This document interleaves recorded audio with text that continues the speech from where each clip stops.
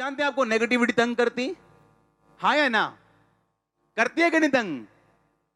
दिल में आती है कि नहीं बातें अलग अलग तरह की? आप राज्य कर सकते हो उनके ऊपर, हंस सकते हो उनके ऊपर अगर मसा हो तो। आज कुछ पत्नियां इसलिए लड़ रही हैं अपने हस्बैंड से कि इनको सिर्फ शक है कि इनका हस्बैंड किसी और के साथ है। पता नहीं है क्या है, सिर्फ क्या है, क्योंकि सारा दिन शैतान घर में बैठे आपको नेगेटिविटी। प्रार्थना नहीं है ना, मसा नहीं है, गैर भाषा नहीं, इसलिए फतह नहीं। जब प्रार्थना होगी, गैर भाषा होगी, बुद्धि होगी, मसा होगा, आप परवाह नहीं करोगे। अगर वो कहीं घूम भी रहा है तो आपकी प्रेयर उसे ऐसे छील छील के वापस लेके आए, बंदा बना के। प्रॉब्लम ये है, हमें काम करना आता नहीं, हम जानते नहीं हम कौन है, अपनी आइडेंटिटी हम लूज कर चुके। गैर भाषा में हम बात नहीं करते, हमें मालूम नहीं कि हम विश्वासी हैं और उसमें निशान होंगे, वो गैर भाषा बोलेंगे, वो सांपों को उठा लेंगे, कुछ नहीं मालूम हमें। अभी यहां जाने के बाद जो पहला काम होगा वो ये होगा, फटाफट सिगरेट की पैकेट नहीं है यार, 4 घंटे। हमें मालूम नहीं हम कौन है। अगर मालूम हो हम कौन है, हम अपना मसा कभी लीक नहीं होने देंगे। किसी की बीमारी उसे धोखा दे रही, किसी के दुख उसे धोखा दे रहे हैं, किसी को लगता है अगर बॉस के साथ सोऊंगा नहीं तो मेरा काम नहीं चलेगा, उसको ये चीज धोखा दे रही।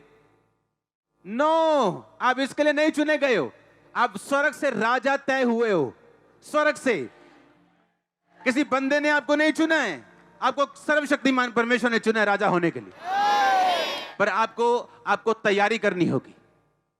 राजा जानते थे जिस बच्चे को उसने अपनी गद्दी पे बिठाना है, बचपन से उसकी तैयारी दूसरे छोरों लड़कों से अलग होती थी। उनका पढ़ना, उनका लिखना, उनकी विद्या, उनका शास्त्र विद्या, उनकी ये विद्या सब अलग होती थी दूसरे। उनका खाना, उनका पहनना, उनका जाना सब अलग होता था। पर आप उसी पार्टी में जाना चाहते हो जहां आपके ताई का लड़का गया है, आप वही काम करना चाहते हो जो आपकी सहेली करती है, आप उसी पिक्चर को देखना चाहते हो जो आपकी सहेली आपको देखने के लिए बोल रही है, तो आप अलग कहां हो फिर? आप तो उन्हीं के साथ मिले हुए हो। या तो ये वाला शैतान का मसा है या प्रभु का मसा है। प्रभु का मसा आसान नहीं, इसके लिए आपको मूल्य देना होगा, आपको मूल्य देना होगा, प्राइस पे करना पड़ेगा। आप एक छुट्टी होती संडे, आप यहां बैठे हो, बैठे को नहीं, ये मूल्य है आपका। कहां कहां से आप आए हो? यहां अमेरिका से भी लोग आके बैठे हैं, इंग्लैंड से भी अभी बैठे हैं, ये मूल्य है। परमेश्वर को आपने थोड़ा मूल्यवान बनाना है। वो सस्ता नहीं है, बिकाऊ नहीं है। आमीन। अगर आज आपको अपने 10% मसे की कदर नहीं है तो कौन आपको 20% देगा?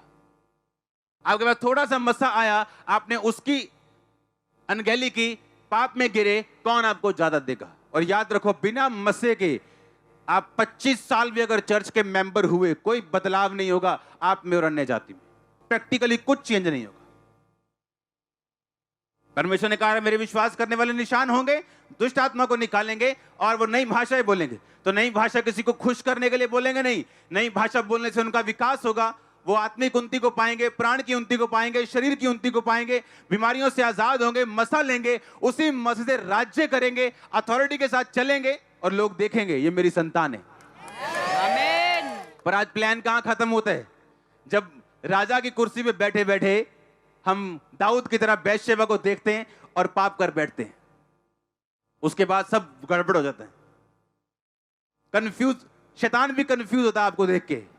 इतना कंफ्यूज इंसान, कुछ समझ नहीं आ रहा क्या करना है क्या नहीं, बीच में लटके, ना परमेश्वर के, ना शैतान के, ना घर के। पर एक सुंदर ऑफर आपको खत्म कर देती है। जिस दिन आप मसीह की वैल्यू समझ जाओगे, आपके शब्दों की वैल्यू आपको मालूम पड़ जाएगा।